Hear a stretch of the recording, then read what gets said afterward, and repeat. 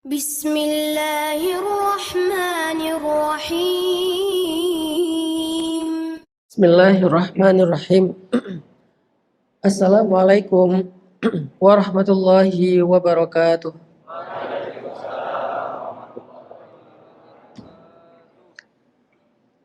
Alhamdulillahi rabbil alamin. Alhamdulillahilladzi arsala rasulahu bil huda wa dinil haq liyudhhirahu 'alad dini kullih wa kafaa billahi syahida. Asyhadu an la ilaha illallah wahdahu la syarikalah wa asyhadu anna Muhammadan 'abduhu wa rasuluhu la nabiyya ba'dah. Radina billahi rabba wa bi Muhammadin nabiyya wa bil islami dina. Rabbi shrah li sadri wa yassir li amri wahlul 'uqdatan min lisani yafqahu qawli. Puji syukur kepada Allah Subhanahu wa taala, kita sedang berada di penghujung bulan Sya'ban dan insya Allah sebentar lagi kita akan memasuki bulan suci Ramadan. Semoga Allah memberikan kepada kita usia untuk bisa bertemu dengan bulan suci Ramadan tahun ini, memberikan kepada kita kesehatan dan memberikan kepada kita taufik, sehingga dengan petunjuk Allah, dengan taufik dari Allah, kita bukan hanya memasuki bulan Ramadan secara waktu dan usia, tetapi juga bisa beramal soleh di dalamnya. Karena betapa banyak orang yang Allah berikan nikmat usia, tetapi karena dia tidak mengambil petunjuk dan taufik dari Allah, maka dia melewati Ramadan sebagai orang-orang yang merugi dan sia-sia. Pertama-tama saya ingin mengucapkan selamat dan berkah kepada Masjid As-Salam Wika Balikpapan ini yang sedang memperingati hari jadi atau hari lahirnya yang ke-15 ya. Masya Allah, sudah 15 tahun. Dan salah satu di antara doa yang saya juga sempat sampaikan melalui video ucapan adalah semoga Masjid As-Salam Wika ini menjadi madrasah bagi para pemuda. Karena selain sebagai tempat ibadah, maka masjid itu juga sebagai tempat tarbiyah. Masjid Nabawi selain dilakukan di dalamnya ibadah-ibadah ritual, maka Nabi SAW juga mendidik atau mentarbiyah para sahabat di dalam masjid tersebut, sehingga melahirkan generasi terbaik yang Allah sebutkan di dalam Al-Quran dengan istilah kuntum khaira ummatin ukhrijat linnas. Yang Nabi sebutkan di dalam hadis khairul qurun qarni, sebaik-baik generasi adalah generasi yang hidup di zamanku. Dan menjadi generasi terbaik yang dicetak oleh Nabi SAW itu tidak muncul serta-merta, tetapi dia muncul dari sebuah proses. Dia muncul dari sebuah rahim. Generasi terbaik itu seperti bayi, punya rahim. Kemudian punya orang tua. Rahimnya generasi adalah madrasah. Rahimnya generasi adalah masjid. Sedangkan yang mendidik mereka atau orang tua yang membesarkan mereka adalah para ulama atau para dai. Sehingga generasi muda yang dekat dengan masjid lalu dididik oleh para ulama, itulah generasi yang akan lahir dari rahim peradaban, dididik oleh para pendidik ataupun oleh orang-orang yang akan membangun fondasi peradaban, yaitu para ulama.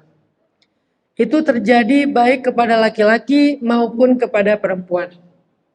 Kalau kepada perempuan, salah satu kisah yang paling fenomenal di dalam Al-Quran, bagaimana seorang perempuan yang solihah, yang terjaga, yang hafizah, yang qanitah, yang sangat mulia di sisi Allah Subhanahu wa taala, lahir dari rahim peradaban masjid bersama ulama yang ada di dalamnya. Siapakah beliau? Sayyidah Maryam radhiyallahu anha.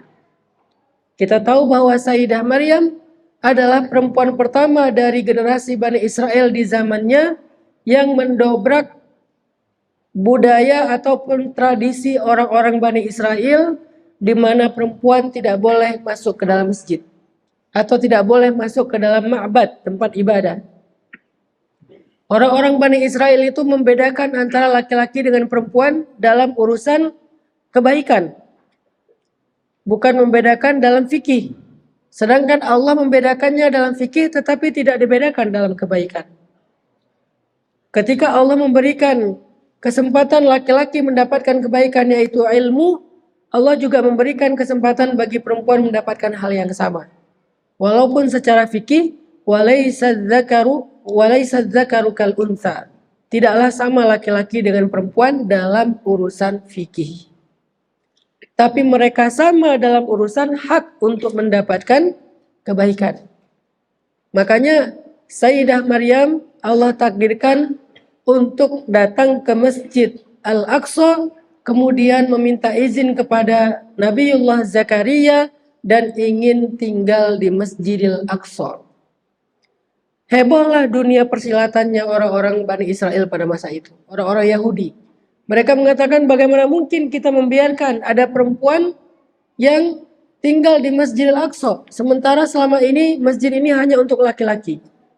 Kemudian Allah berfirman, fataqabbalaha rabbuha biqabulin hasanin wa ambataha nabatan hasanan wa kaffalaha Zakaria. Kemudian Allah menerima Maryam itu dengan penerimaan yang baik.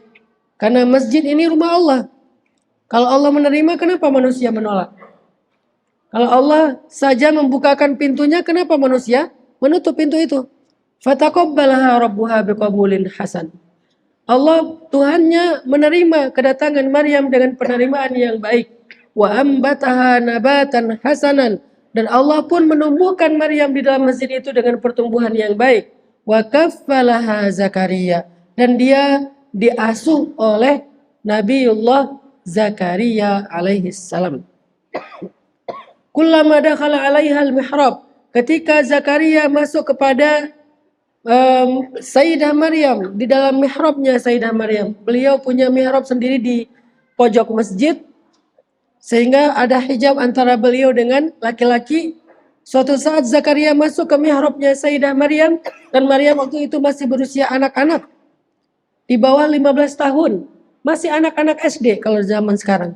Tapi sudah menjadi ahli ibadah, sudah mulai nyantri, sudah mulai mondok di Masjidil Aqsa. Dididik oleh seorang kiai yang hebat yaitu Nabiullah Zakaria alaihissalam. Kemudian tiba-tiba Zakaria mendapati di sisi Maryam yang sedang beribadah ada makanan lain yang bukan makanan yang diberikan oleh Zakaria. Padahal kafalah Zakaria, Zakaria yang memberikan makanan selama ini. Tiba-tiba kok ada makanan lain.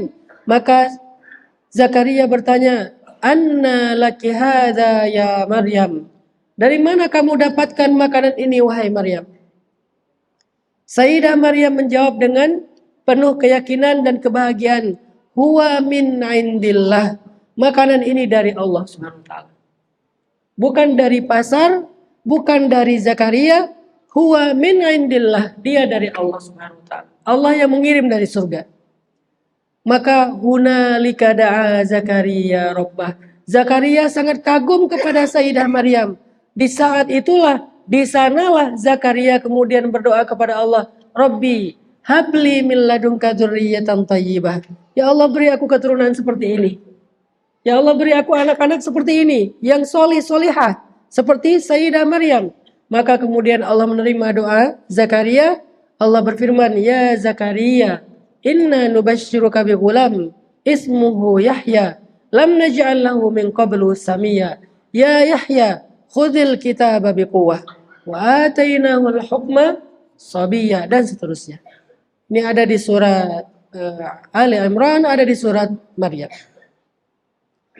Sehingga setelah Sayyidina Zakaria berdoa meminta keturunan karena merasa sangat kagum kepada Maryam. Allah anugerahkan kepada Zakaria anak laki-laki yang Allah sendiri memberinya nama langsung dari Allah Subhanahu wa taala, bukan dari Google. Siapa namanya? Yahya. Sehingga ketika saya punya anak laki-laki pertama, saya tidak ragu untuk memberinya nama di antara nama-nama yang baik. Ada nama Abdullah, Abdurrahman, ada nama Muhammad, Ahmad, ada nama para anbiya. Dan saya suka dengan kisah Nabiullah Yahya, sehingga saya memberi nama anak saya yang pertama yang laki-laki Yahya. Sehingga sebetulnya saya juga bisa dipanggil Abu Yahya. Cuman karena udah ada Ustadz Abu Yahya juga, daripada rancu, ya udahlah Hanan aja. Artinya Yahya itu nama dari Allah, sehingga saya merasa ini nama yang sangat indah, nama yang sangat mulia. Yahya itu mirip dengan Amru, artinya bahagia. Sehingga Yahya kecil pun tumbuh seperti Sayyidah Maryam, tumbuhnya di dalam masjid, kemudian dia menjadi anak yang wassalamun alaih yauma wulida wa yauma yamutu wa yauma yub'atsu hayya. Dia mendapatkan kebaikan hari ketika dia lahir, hari ketika dia wafat, hari ketika dia kelak dibangkitkan oleh Allah Subhanahu wa taala. Kenapa? Karena dia tumbuh dari masjid, yaitu Masjidil Aqsa.